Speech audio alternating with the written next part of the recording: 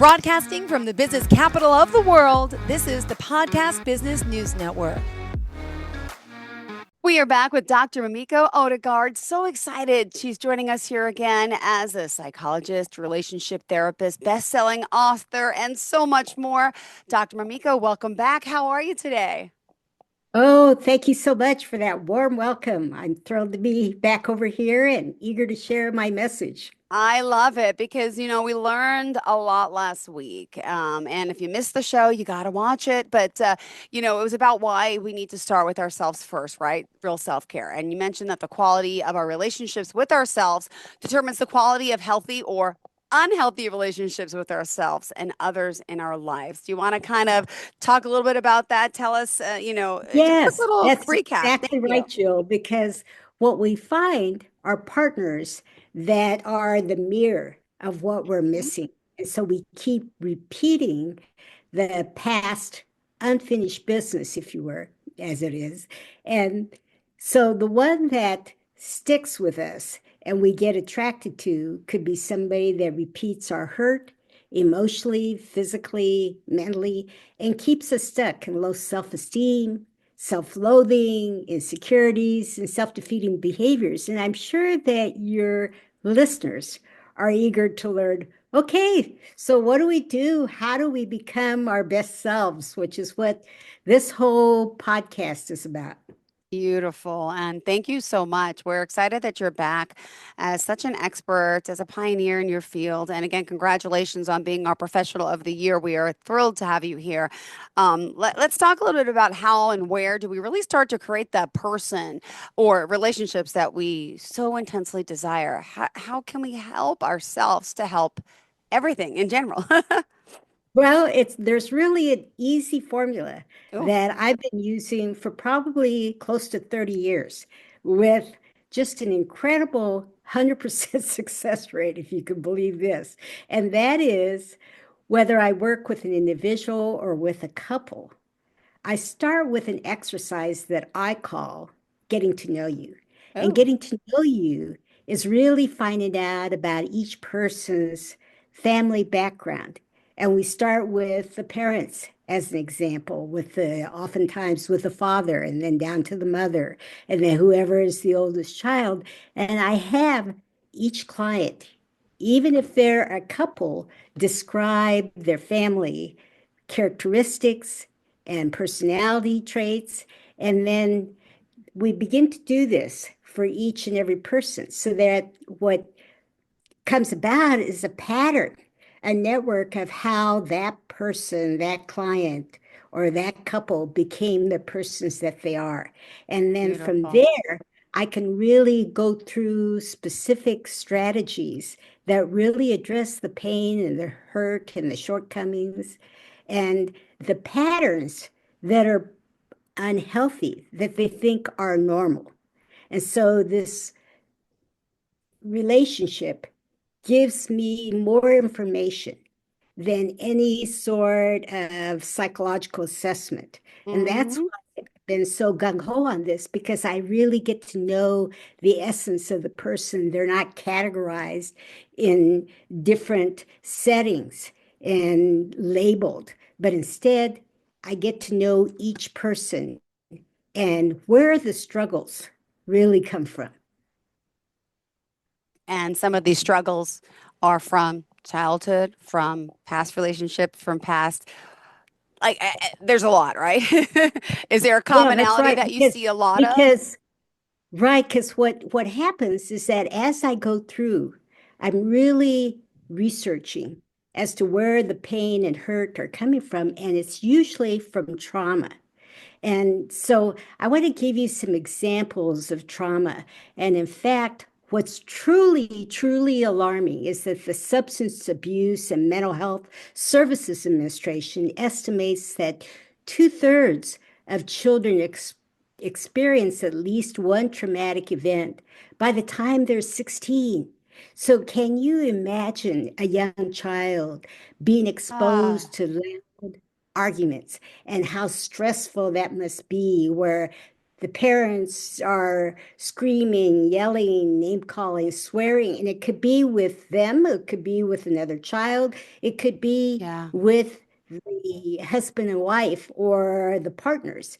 And especially if there's physical violence, that adds to the vulnerability and unpredictability and the fear because as a young child, you can't do anything that stop this. And in fact, I've had so many instances of children, both male and female, when the father especially starts getting physical and starts hurting the mother, then they will actually come in as the rescuer and try to change that dynamic. And then sometimes that happens where the fighting goes down, but other times it's like the father will just push the child away, and that keeps accelerating the anger and the fear that something terrible is going to happen. So that going back to the substance abuse and mental health services, then what they realized is that this begins to affect people psychologically, physically, emotionally, and there might be sexual abuse. And sometimes it's not because the parents or the caregivers are so violent. Sometimes it's caused by neglect. And neglect is when they don't pay attention to the child and the child's needs. There was a study many, many years ago when we started becoming aware of this and the impact of neglect. There were kids in what they were called the foundling homes or the orphanages. And the kids were left in their cribs all day long, up until they were maybe a year old or so when they began to be more rambunctious and trying to climb out and all that. And nobody really attended to them, fed them, on an as needed basis. They didn't try to soothe them and pick them up when these kids were crying.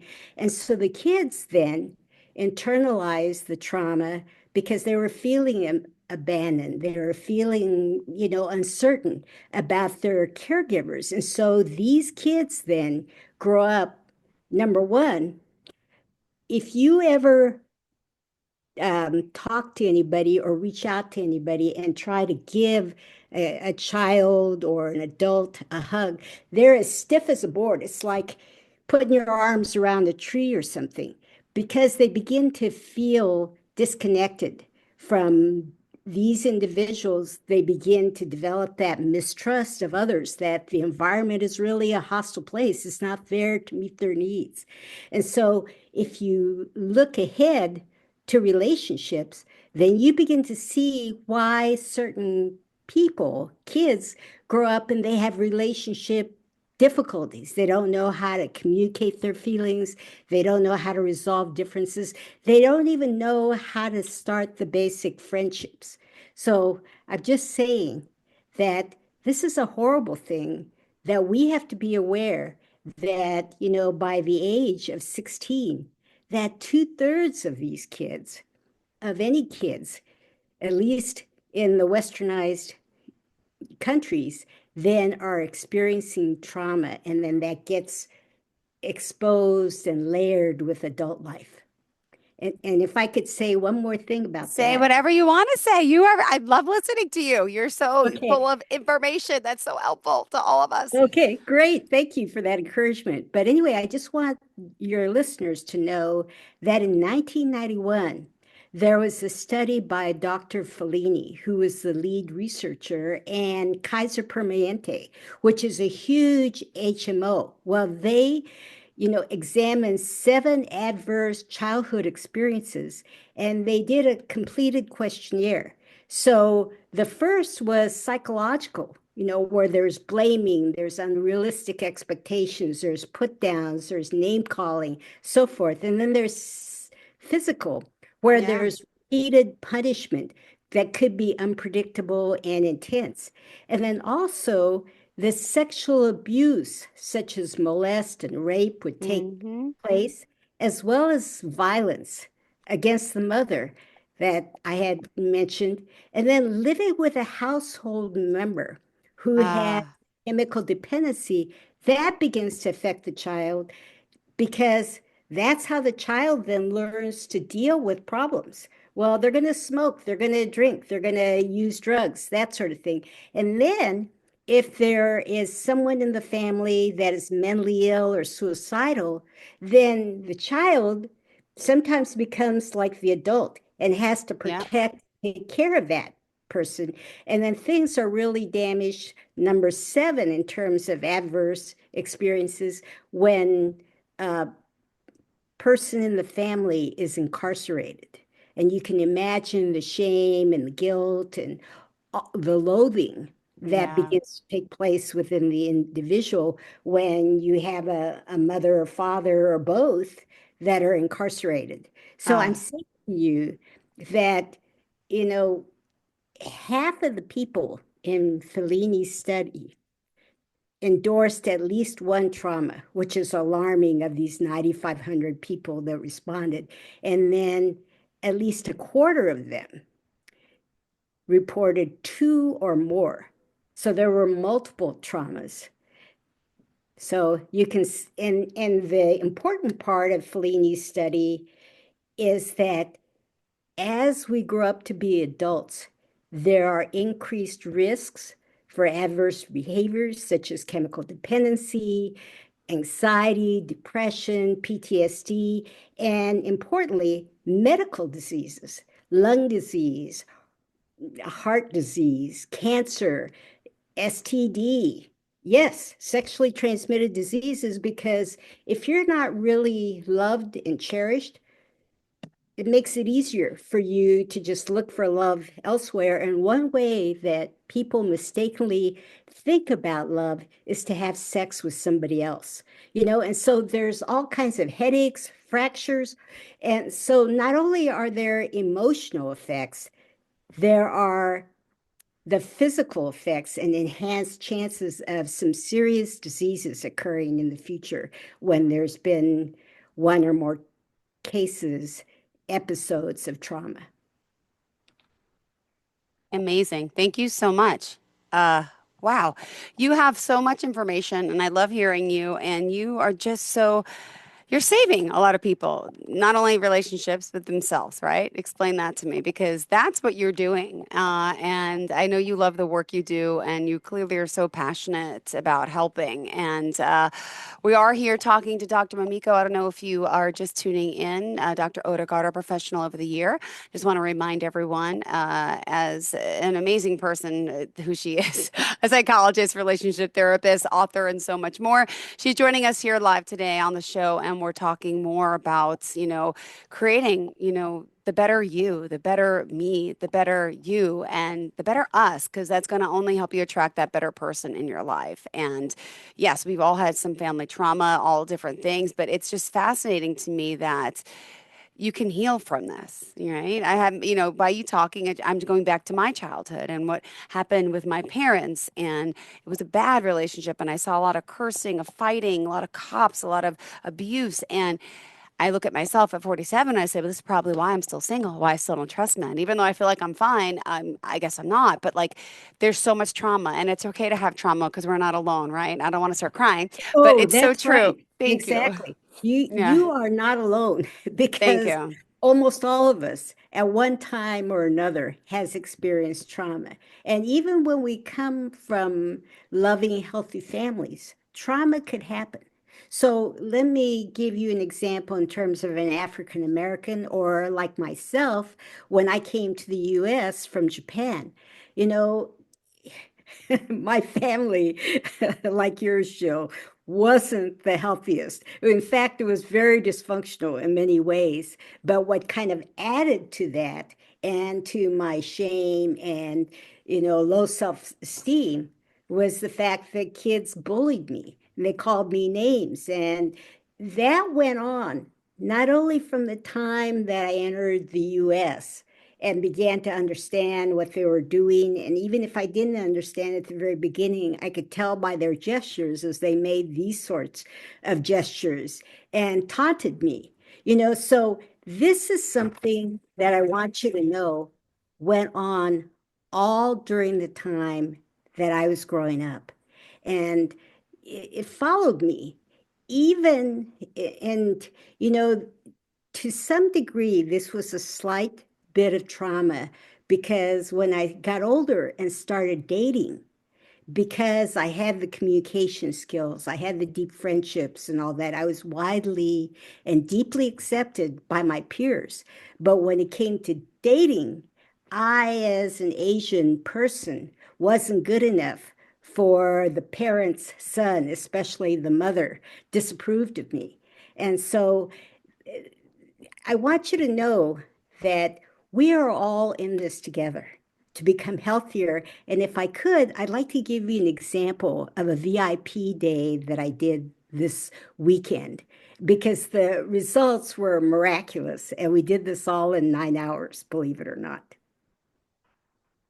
Thank you so much. Well, let's continue to talk a little bit about, how we can change and what's the best way to do this to really change our behaviors. And wow, and how are you working with people to do this? I mean, obviously you gotta get to know them. But it's So let possible. me give you an example with this case that I worked with this weekend. Let's just call them Bob and Mary, right? And so this couple struggled with communication, resolving differences, and they had issues with trust and also didn't know how to rebuild that love and intimacy. They felt really stuck and they were becoming more and more distant. And so this couple had never really thought about the past and their family experiences and how that could impact their current relationship. And so what was really interesting is that the wife, or excuse me, the female went first, and she never knew her father because he had completely disappeared from the mother's life even before she was born. So she didn't have any pictures of him. She didn't really know anything about his personality, his characteristics, and so forth. And but what she did have that was going for her is that she had a very kind and caring mother and grandmother that she lived with.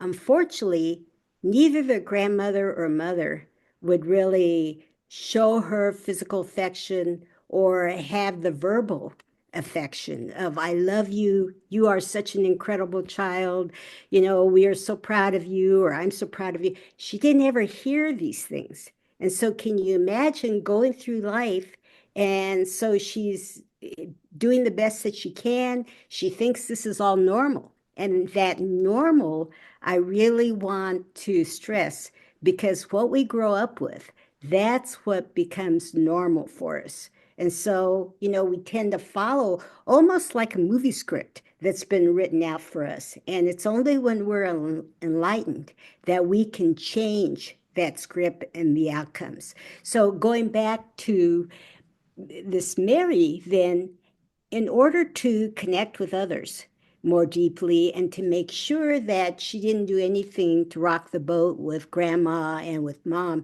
she became a people pleaser. And, that's very common when there's dysfunction in the family, that you have one child at least who tries to be this perfectionist, who doesn't want to do anything that would gain attention or could cause any more fighting, especially when there's been, repeated arguments in the family. And so then, she began to realize after I talked with her and talked with them and gave them both my impressions that she had a deep fear of abandonment. So she would allow herself to get so close, but not, where she would be so connected with someone. And the other thing, too, is that she'd been looking for love all her life. And when she heard these two things, she just broke into tears. And when I asked her after about the first half day as to what was most valuable for her, this is what she pointed to, because now she could really understand where she was coming from, why she was the way she was, but also how she could begin to accept and love herself more, that she was doing the best that she could. under these circumstances. And so, interestingly enough, with Bob, he was raised in a family where the father had a military background. And so his dad was often angry. He was uncommunicative. He wasn't demonstrative either, physically or verbally. And so it was really interesting that neither of his parents engaged in activities with Bob.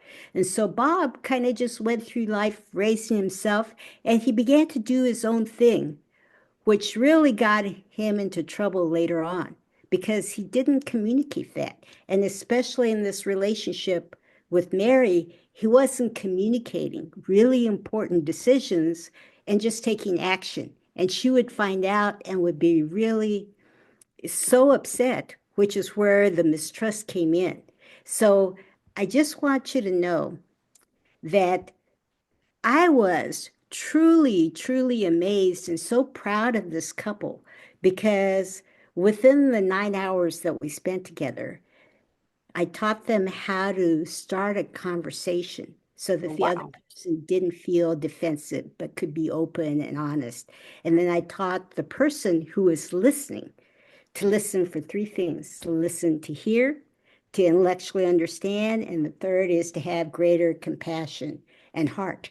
And so they went through this flawlessly. Here's a couple. Imagine this, where nobody ever talked about the deepest feelings. And so I had to actually give them a cheat sheet so that they could see that anger and frustration were at the top, but then there were so many layers of feelings of pain and hurt and their own personal fears that they were carrying.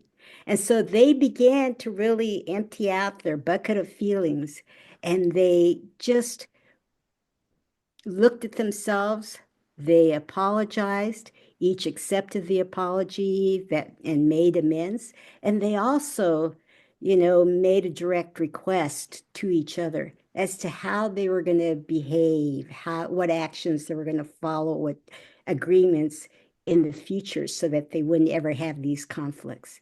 And so at the end of the day, they each had shared their deepest feelings and thoughts, and most importantly, they not only resolved them, but their love and passion were uplifted. And I had a hand in that too, of teaching them how to truly love each other, not just communicate. So it wasn't just, talking head to head, it was talking heart to heart.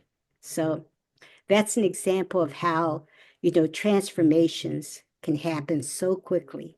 And it doesn't have to take months and years to do so. Beautifully said. Thank you so much. We still have a few more minutes left today. Wow. Inspiring. And let me ask, the people that you're helping, right? You are international.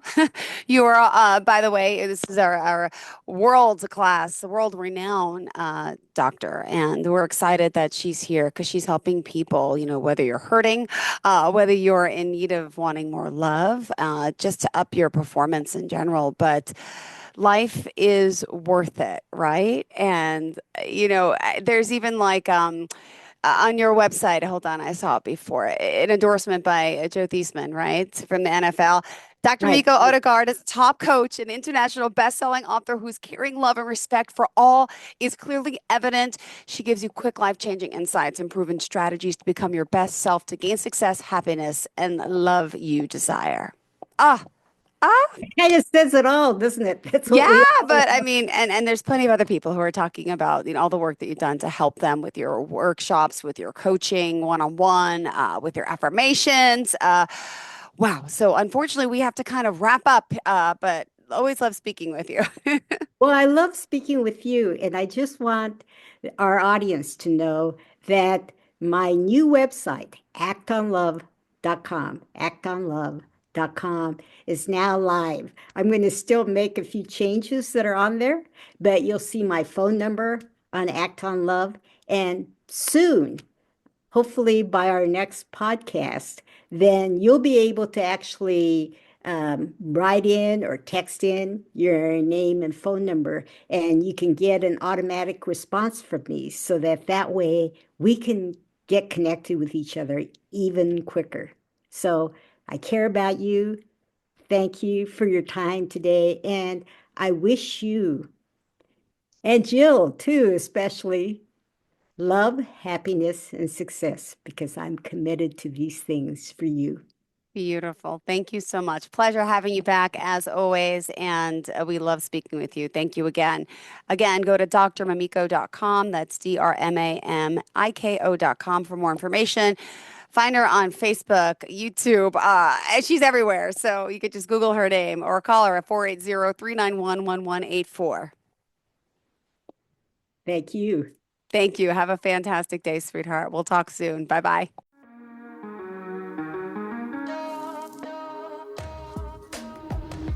Broadcasting from the business capital of the world, this is the Podcast Business News Network.